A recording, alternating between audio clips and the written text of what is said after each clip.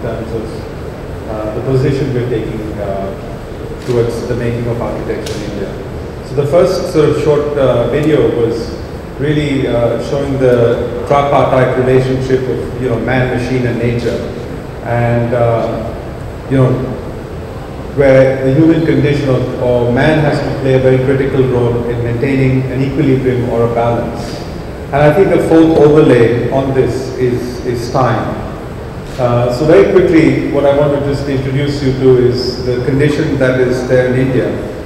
We're a population of 1,200,000,000 people. And if you visualize that more than 50% of the built landscape is actually built outside the framework of what we do or what I do, that is as a professional architect. It's all independent, interdependent, and outside the framework of formal architecture. So just to sort of put things in perspective of just the sheer volume of square feet that are consumed or that are built every single day. We're a growing economy, India is developing at a rapid pace, and so our interest was really to tap into this potential, this tacit knowledge that already exists. Very different from Africa in the sense of we have a history or a culture of several hundreds of years that has evolved, fairly sophisticated, or rather was even more sophisticated than it is now. And a lot of it is present, it still exists. Again, just water, for example, most of the population actually goes to the source of water rather than water coming through taps. Mainly in the big cities we have that condition, but otherwise the people of the country actually go to water. So 1,200,000,000 people, by now we should have a drought. So these are just conditions of different kinds of water. This is in Mumbai, the top part is in Mumbai, religious water or sacred water, and how water really becomes a central configuration in which cities evolve or towns evolve or villages evolve. It really becomes the center of the place. Again, relationship, it's I think one of the last places where it still has a pagan culture in many ways, and a relationship to trees, animals, and just climate, seasons. So just a sort of broad overview. Now going straight into our practice, or what makes our practice, is really we're a collection of 100 artisans now, from carpenters to stone layers to bricklayers, and we're more like a medieval atelier. I think practiced here in Europe in the 1600s, 1700s. So we really set up like that. And again, the interest was somehow an overlay. I can call myself Indian, but I'm also exposed to the West. So while I'm Indian, I'm also culturally not different, but I have a different sensibility or a different exposure. And simultaneously, there is a culture which is traditionally Indian. So our interest was really to see if, rather than move away or use them as sort of two different independent situations that are running in parallel, that there was a possibility to overlay and see where they could overlap. So this is basically our studio. This is a workshop. It's an outdoor space, and we have a couple of tin sheds that wrap around this sort of central space. And you can see these are carpenters here. So we basically are involved directly in making. So something is drawn up and then it's immediately made, as a prototype, as a mock-up. There are full-scale sections that we would make of buildings because it's far more immediate. Again, the idea is to sort of make transparent the whole communication. I think one of the things that architecture has as a resistance, I think, is a transparent open communication.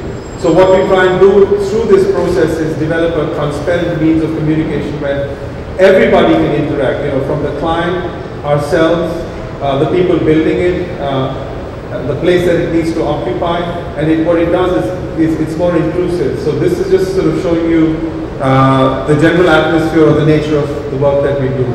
Again, you have to remember that these artisans are informally trained. They haven't been to university or school, but their ability to draw mathematics is something that they've developed over time. They come from a generation of, they say 60 generations. So I'm being conservative and I temper it down to 40 generations. But that's the kind of knowledge that they're carrying within them. And if we say that there's a craftsmanship or this tradition is dying, I think we have a resource of thousands, not a few hundreds, but there are thousands and thousands of, this kind of potential that exists. The key is, how do you enter into this potential? How do you develop a dialogue into this potential? And I think that's what we're trying to demonstrate. It's through this sense of drawing. I carry a red pen, I've been drawing these perspectives, and then they very quickly copy the way I draw, and they've now developed their own skills. So just very quickly showing you, their ability to sort of very quickly adapt and translate their thoughts.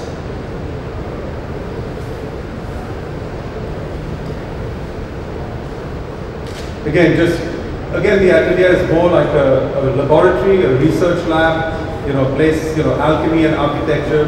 So we hear that this is where we test out materials, whether it's concrete, whether it's brick, wood. So it's not limited to just a particular kind of architecture. And I think that's the idea of the exploration. So there's no inhibition that I find in working in this way. So it's actually a sort of iterative process. It's a process that unfolds.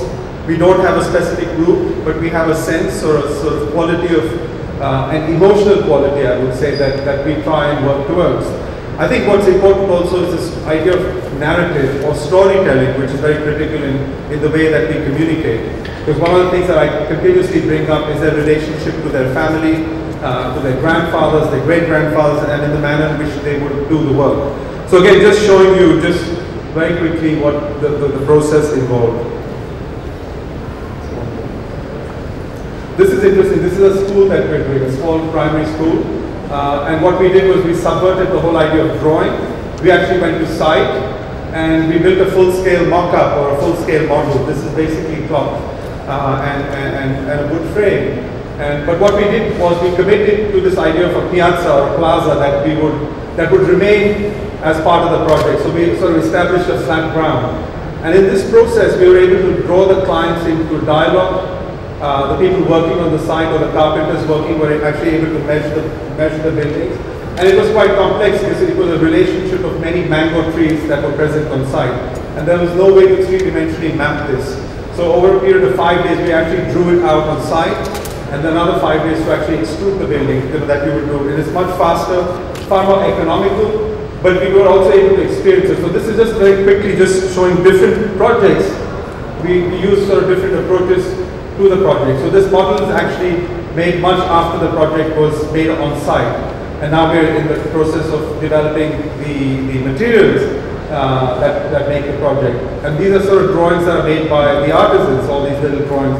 And there's a beautiful quality of abstraction to them that we try and bring into the work. There's a sort of naiveness in the drawing itself, but actually very, very complex in the way they're arranged. So this whole process is actually a sort of ongoing process of discussion of likes, dislikes. Again, in India, I'm sure if you visit, yes and no is the same. There's a nod of the head which says yes, and no is exactly the same. And it's about how to decipher in between the two. I don't know, I'm being presumptuous, but I think it's also a very Italian condition of the idea of body and gesture and what is being said, and the way the body moves. That's what you pay attention to. So these are just sort of, again, processes and how the architecture is made or where it comes from. Different tools that we use very quickly.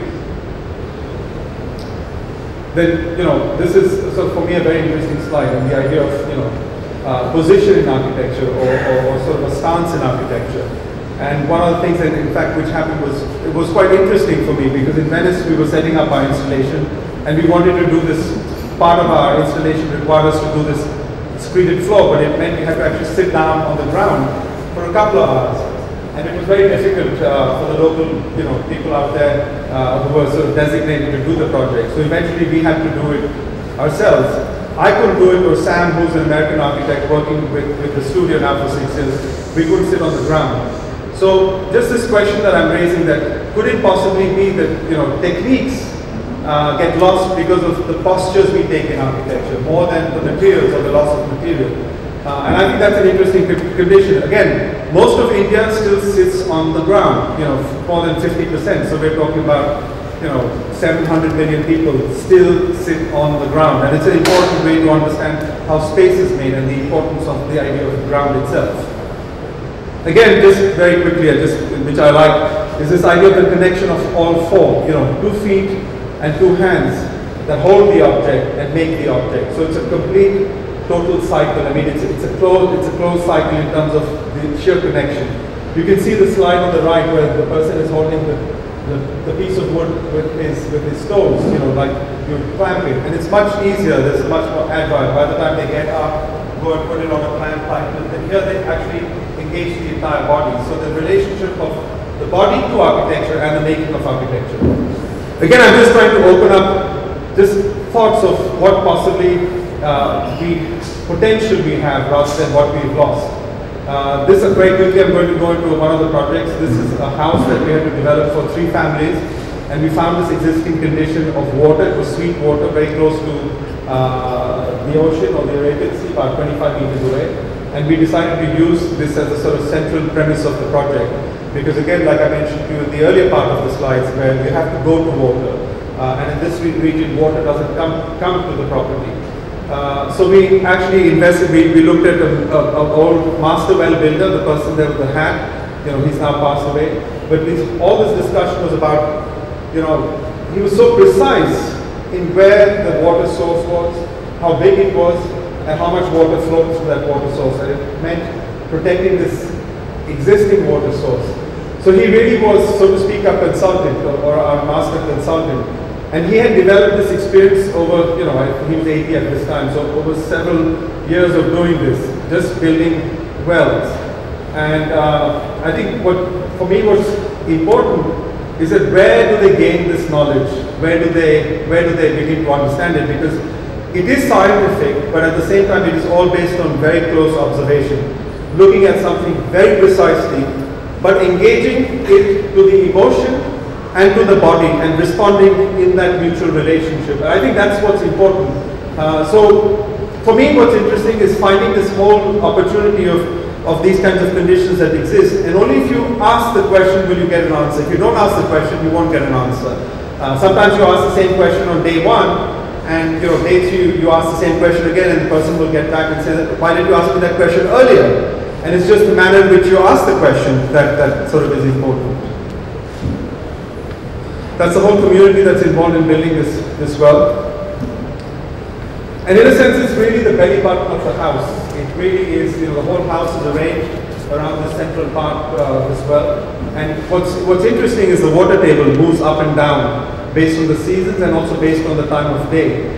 So it actually is like a clock. It registers the tides, it registers the seasons, and it registers the time of day. And you could, you know, it's like a breathing vessel that sort of sits centrally to the house. Very quickly, I just wanted to sort of, I myself didn't know that this is what we could do, and it was a surprise.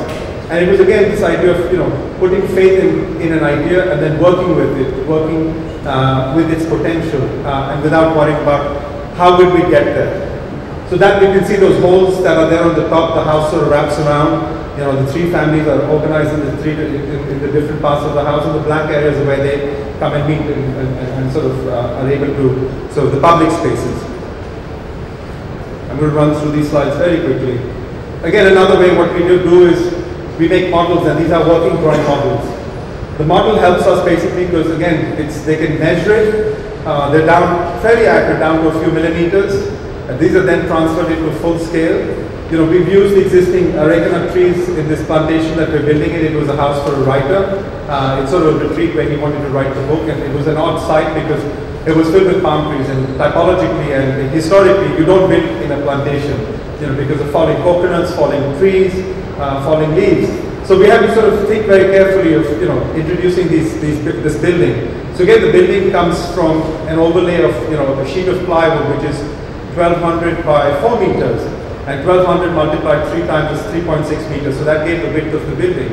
Again, the dimensions, there's an equilibrium in the dimensions of a sort of dimension that lies between the trees, between the industrial production, and sort of finding the space where there's an overlap that I was talking about earlier, which then gave the dimension to the project. So this is again, it's a wood frame building, very lightweight. The idea was sort of visualized as these sort of lanterns or these sort of floating air-filled boxes. There's no, I mean, when you're inside the space, it's more like a cotton or a linen shirt that you wrap around during summer, because we have 8 months of very good weather. So very quickly that, again, just the different methods that we make, we keep producing these models. What it also does is the people who are building it actually build these models. So on site, it's all through memory. It's all precisely done through these objects that are made, more than drawing itself. The drawings are more to provide a sort of larger framework or an outline of what is an appropriate dimension. But these are the tools that are actually used for building. Just development of different details while on site. That's the project. Again, the color was inspired by the local conditions. This is lichen growing on the trees.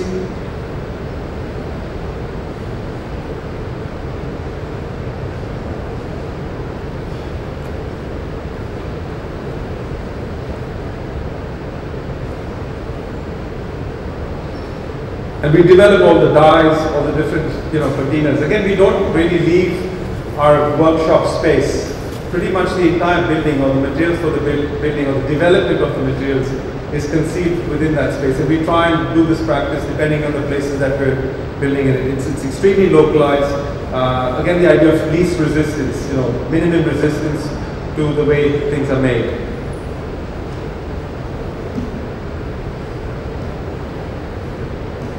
Just very quickly, just what goes into the process. Again, the idea of osmosis, this was the drive that I used to take to go to site. And much later in the project, I actually started measuring this place in a way to check my dimensions or the nature of the space. And also this idea that did this really influence the typology or the plan of the house? Did sort of like a harvest, going through places that it somehow slowly, gets into your skin. So just again, it's a speculative idea of things that you see, and what you see, they sort of have an ability to expose themselves over a period of time in the making of something. So that's what I wanted to show in this slide. That's the idea of the lantern with the house, that it sort of glows at night. I have a few very quickly this last project. This is up in the mountains, so I wanted to show two very different conditions. This is up in the Himalayas. It's 8,200 feet up, close to the Nepalese border, and it's basically like it's a resort for people who go for treks deep into these mountains. It was the same client who runs a travel company, and so the whole project was developed on how it would be ported, how it would be carried. Partial part of the project was developed in a way that it could be carried to the site, because you have to basically walk for 2 hours up into the mountains, and this sort of gives you the general atmosphere of the terrain that you walk through. And that's pretty much the sort of local population, that's their employment. They basically porter goods up and down deep into these mountains. So dimensions, proportions, all that came from the idea of how transportation became an important aspect, which then sort of delineated the nature of how the project would be made. Again, quickly, we had worked sort of a strategy at the office or at the studio, but we go there to site, some of the local sort of friends, builders, farmers, sort of in disagreement, and we're trying to appease them and make peace. It was all over a cup of tea, and then we started work, but the lineup was done in I think 5 days, and the whole project was built over some 8 months with a stoppage in the winter time. But again, just an immediacy of actually physically drawing on site. This is a small project, but again, more a prototype of what is possible in this region. We very much use the nature of the projects that they build, that they're familiar with, the proportions that they're familiar with, but it's a sort of slight adaptive, sort of piggyback of this lightweight tent-like structure that sort of sits on these retaining walls, or these walls that the locals build. So we actually engage the local method of construction, which is very refined, has been refined over thousands of years actually, and it's sort of in their DNA. So again, it was not fighting or going against the grain, and it was again a loose framework of this is where we would arrange the buildings. They did design the foundations, built the walls, and then we came back and sort of piggyback on what they had built. Again, you can see the immediacy of the material. It's being harvested behind, and the house is being built in the front.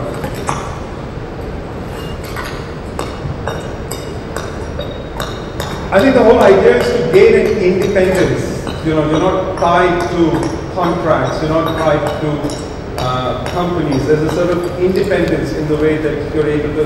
There's a freedom in a true democratic sense, I think.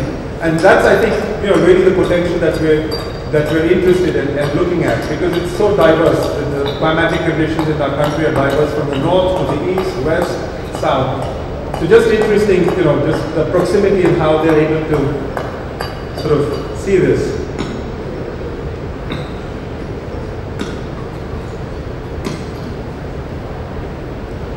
Sorry, that's the project. So you can see how it's positioned.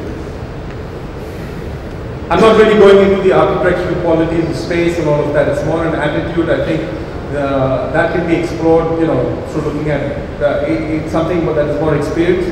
But you get the general sort of flavor of the atmosphere of what is possible. Very simple buildings done over 8 months. Few drawings, none actually. We had to sort of make drawings, you know, after the project. And again, this image is an important one because we have to return this back, the land back to the farmers in 10 years. So the idea of returning the project back to them, and this is in a sense what existed, and that's what we built on. So it's kind of a reversal of finding this sort of balance between the two. And I'll leave you with this last slide for me, which is very interesting.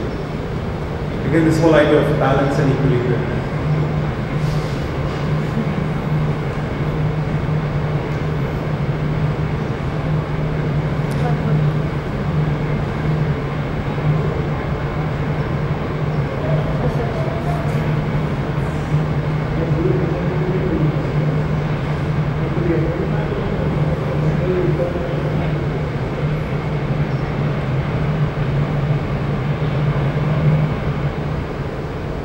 Thank you.